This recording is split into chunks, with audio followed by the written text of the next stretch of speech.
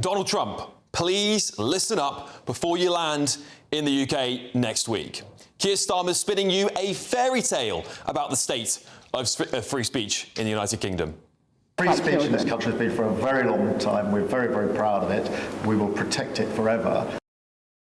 Yeah, let's get real. It's on life support under this Labour regime. Take journalist Rebecca Tidy. Yesterday, she revealed the police hauled her in for a caution interview over 4 alleged tweets about an ex-sergeant who's facing alleged charges. And do you remember Alison Pearson?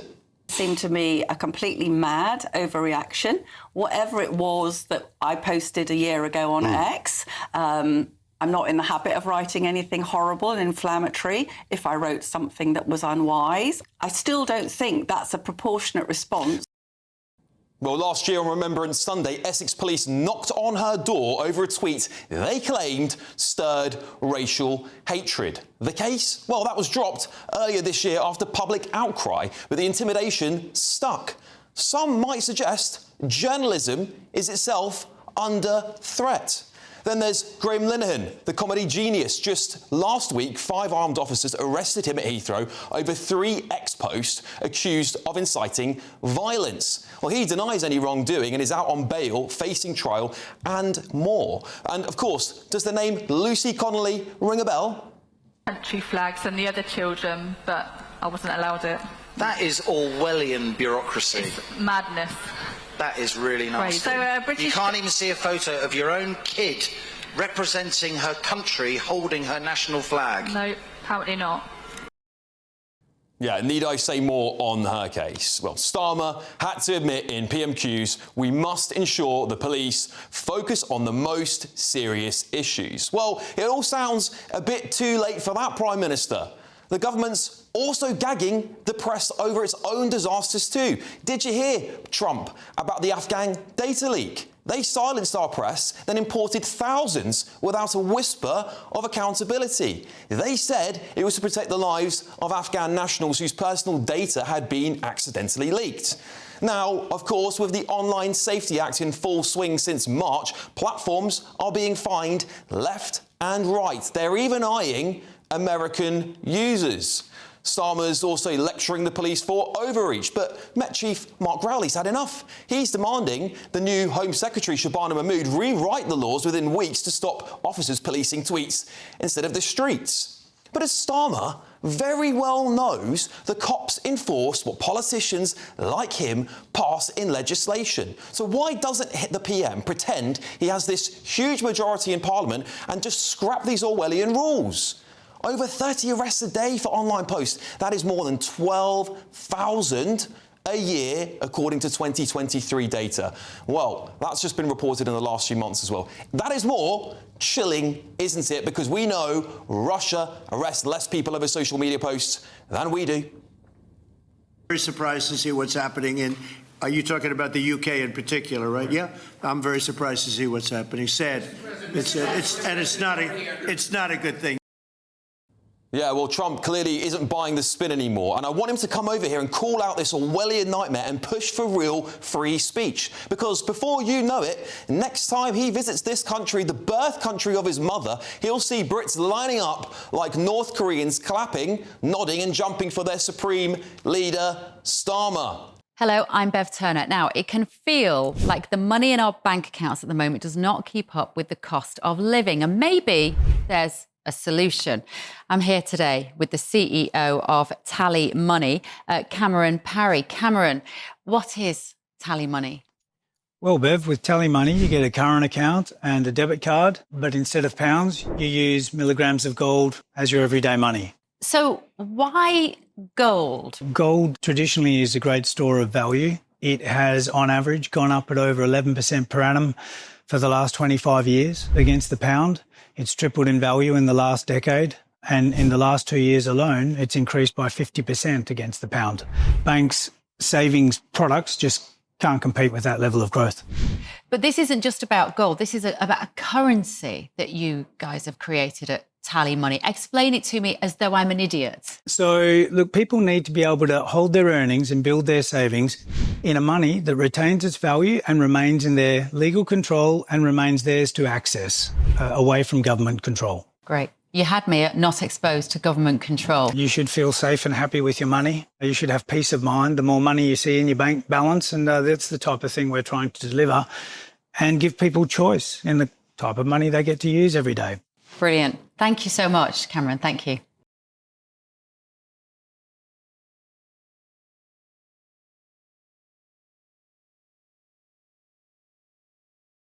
Well, let's get the thoughts of my panel. Daily Express columnist Carol Malone, journalist and broadcaster Benjamin Butterworth, and Sir Jake Berry, of course, former Tory, now in Reform UK.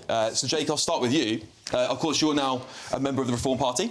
Nigel Farage was out in America saying that we are like North Korea. And when you list that litany of things there, of all those people, I mean, we're talking quite a lot of famous people, journalists, people who've got big voices, but we always forget the thousands of others that have been completely missed. I mean, you know, people are right to be really concerned about this. Two brief points I'm making. The first thing is that, you know, I think everyone on this panel would sit here and quite rightly criticise Russia as a brutal dictatorship, a pariah state that is pursuing an illegal war.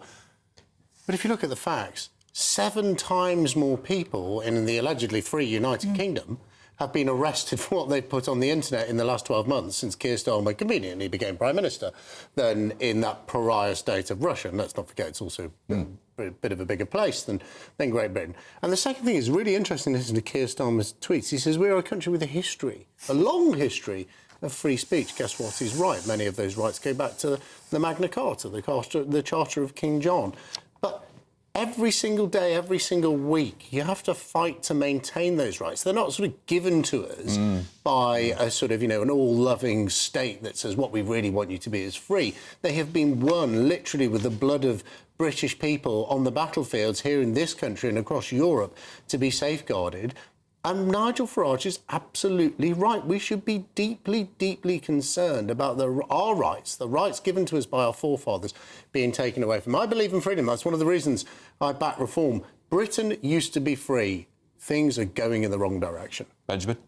Well, I mean, it's just beyond absurd to use the Russia example. First of all, well, it's true. Why is it absurd? Because, first of all, we can't fact-check that, but what it's actually talking about. But secondly, the reason that people don't say publicly criticisms of Putin in Russia is because they know they'd be straight out a window on the 5th floor. Well, they get arrested like they do in the UK. Well, they fall out of windows rather conveniently. So the fact that Russia is actually an oppressive state is why no one makes controversial or provocative or illegal comments in the first place. So it's really a ridiculous comparison. But I think it's just on that point, because Benjamin, yes, and that's how it starts, though. It starts with things like this, does it? It starts with policies like this, where if you criticise things that are not within the sphere of acceptable realms that the government say it is, you end up going into prison, and then you're fearful, right? And it's that slow creep we're heading towards, right? And that's what should be concerning. Just ask Lucy Connolly about it. Yes, quite. No, Lucy Connolly is a criminal and was rightly convicted. And I think the proof that we do not have some Stasi stopping you saying what you like is the fact that you're sat on that sofa. The proof is the fact that Nigel Farage's party is on 30 to 35% in the polls. That is evidence that people can say and debate how they want. What some people want is a blank cheque for bigotry, and that is something this country should not accept because we're better than that. No. So, I'm sorry, but the police in this country have become politically radicalised now. And what's happening is, and especially over issues like the trans issue, they're behaving like a radical arm of Stonewall. It's incredible. You know, and that business last week with Graham Linehan, that was, you know, Mark Rowley is saying today we should be allowed to police the streets and stop. I'm sorry, Mark Rowley is the boss of the Met Police. That must have been run by him to send 5 armed guards to an airport to arrest Graham Linehan. That heavy-handed route. He had to be taken to hospital with the kind of blood pressure that's the kind that induces strokes. That's how heavy-handed this was. And there is a pattern in this country now emerging of heavy-handed harassment. We're seeing it every day of the week. You had Alison Pearson on there. We've seen it with Graham Linehan. And there is specifically, and he said the other day, you know, we don't want to be involved in a toxic culture war. Oh, yes, you do. You have specifically become involved in a culture war. And as J.K. Rowling said last week, she said it's not a culture war, it's a campaign of intimidation against women for standing up for their rights. And she's absolutely right. And the other thing they're standing up for is the trans ideology. And they are actually they are letting vicious, intimidatory men who are pretending to be women insult and threaten women, biological women, and that's got to stop. But it happens in police forces all over this country now. But Jay, because of course Mark Rowley's going to go to the Home Secretary. It's all in the press. I mean, so she knows it's coming, right? And he's going to say to her, right, change the law. Doesn't have to change. Doesn't have to change. Sorry, I've got quite a lot of time for Mark Rowley. I think he's not. He's done nothing for the Met Police. How can you say that? What I would say is, what he has said about that is categorically untrue, because the government said, well, it's an operational matter, that's up to the police. Exactly. Now, we know in this country, walk through any major city... No, it is, actually. It's an interpretation of the law, surely. It's an operational matter. And the police are interpreting the law. Walk through any major city, and you can see that the police decide to police things sort of... The way they want. Some things they want to do, some things they do. Walk through any major city, what do you smoke? Cannabis. On every single street. The police now do not routinely arrest people for smoking cannabis. That is the law of the land. It's a crime. It's a criminal offence. They choose not to do it. The police prioritise what they want to prioritise. What I want them to prioritise is people robbing your house, people mugging you on the street, people smoking drugs on the street, not what people put on the internet. And they have the freedom to do it. They are just running away from this issue. They could actually do that. 94% of course they can do it. That's my point. of all crimes in this country go unsolved because they're too busy faffing around with tweets online. But because there's a lot of criticism around guidance as well, police guidance, which isn't law. It's just guidance for them, and they have to follow that too. I mean, surely they should just be enforcing the law. Well, I absolutely, obviously think that when a phone is nicked, they should bother to investigate, and the fact they don't is reprehensible. Unfortunately, it was Sir Jake's party that let that become the norm over the last 14 years. Oh, come on, the last 14 months. So the shortage of... I'll agree with Benjamin on that. I think the Tories absolutely failed us. But the last 14 months, we have, in the eyes of the rest of the world, we're becoming a totalitarian state. So much so that it's been... That's an insult. No, it isn't. That's an insult to actual people in oppressive states. In the US conference about the lack of our freedom of speech. By other crazy people. Other crazy people that want the right to say... Not by crazy people. Precisely what I said, other crazy people. The truth is that maybe police would have more time if you didn't have yobs going around graffitiing red crosses on every wall and damaging public property. That's such a ridiculous comparison. You just lost it. If you didn't have racists going out in the streets causing all these issues. To put up a flag. I mean, I don't endorse it is on public property, graffiti, and I don't endorse That's what they've been doing. But Banksy went up and did it today. There doesn't seem to be much trouble with him doing it. All right, so exactly. It's pick and choose, isn't it? Really, when it comes to that. Two-tier Britain. It is. It's two-tier. Banksy. It's an operational issue. They see an England flag, it's racist. And you can put Palestinian flags wherever you want. But Jake, I want to get onto this point because Benjamin did raise a good point. He said, you know, the Tories do not have a good track record on this. You could have changed these laws. You could have cracked down on this. And I appreciate you're not a Tory anymore, but I've got a lot of criticism of... Well, that's a good point too. But I've got a lot of criticism of the previous government for not doing anything about this. Now there's a Tory sitting in the House of Commons all crying about it. Yeah. Look, they're crocodile tears, aren't they? And, you know, when I joined Reform, I was absolutely clear that there's a lot the Conservative Party got wrong on immigration. I spent years trying to fight them to be tougher on crime, tougher on immigration. I actually refused... I was looking today at my voting record. I thought it might come up. So I refused... You haven't researched it, but I refused to vote for the online safety bill in the latter stages. I was against all of this. I was against all of this. But I have worked out the only way you fix this...